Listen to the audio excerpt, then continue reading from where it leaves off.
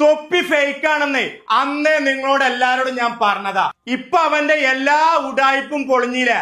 അന്ന് ഞാൻ നിങ്ങളോട് പറഞ്ഞു തൊപ്പി എന്ന് പറഞ്ഞ വ്യക്തി ഫേക്ക് ആണെന്ന്. പടച്ചോണ്ടടാ മേലെ, പടച്ചോൻ അത് തെളിയിക്കും.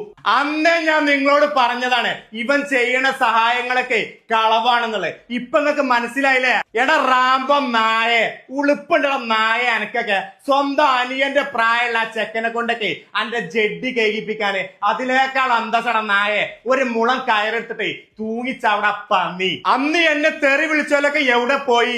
അന്നിന്റെ വാപ്പാനെ തെറി വിളിച്ചിട്ടാണ് ഞാൻ സംസാരിച്ചത്. എന്റെ വാപ്പയാണ് എന്നെ ഷാജാനെന്നാക്കിയത്. മക്കളെ, നിങ്ങളെ സ്വന്തം വാപ്പാനെ ആരെങ്കിലും തെറി വിളിച്ചാൽ നിങ്ങൾ വെറുതെ വിടുവോ? ഞാൻ വിടൂല എന്ന് പറഞ്ഞാൽ അതിലൊരു അപ്പീലും ഇല്ല.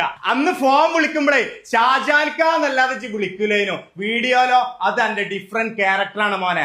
അന്ന് എന്നോട് ഞാൻ പറഞ്ഞു പടച്ചോൻ ഇന്നല്ലെങ്കിൽ നാളെ അത് തെളിയിക്കുന്നു. ഇപ്പൊ മനസ്സിലായില്ല മക്കളെ? സത്യം എന്താന്നുള്ളത് പടച്ചോൻ തെളിയിച്ചു കഴിഞ്ഞു. എവിടെടാ തൊപ്പിന്റെ ഫാൻസേരും കാണാനില്ല, ഓന്റെ അക്കൗണ്ടും കാണാനില്ല. അക്കൗണ്ട് ഡിസേബിൾ ആക്കി വെച്ചടാ. എന്തിനാന്നറിയോ? ഓന്റെ ഫോളോവേഴ്സ് ഇറങ്ങിപ്പോന്ന് പേടിച്ചിട്ട്. അന്ത ഭയം എനിക്ക് വാണടാ. ഈ ജനങ്ങളെ മൊത്തം പറ്റിച്ചുകൊള്ളുന്നുണ്ടെങ്കിൽ ഇന്നല്ലെങ്കിൽ നാളെ ഇജ് അതിനെ അനുഭവിക്കും. നീ ചെയ്ത ഓരോ കാര്യങ്ങളും അത് ഫേക്ക് ആണെന്ന്. എടാ ആ ഒരു പാവം ആ ഒരു ഉമ്മാക്ക് വരെ ഫോൺ കൊണ്ടേ കൊടുത്തു. ഹോസ്പിറ്റലിൽ പോയി കണ്ടിച്ച് പൈസ കൊടുത്തു.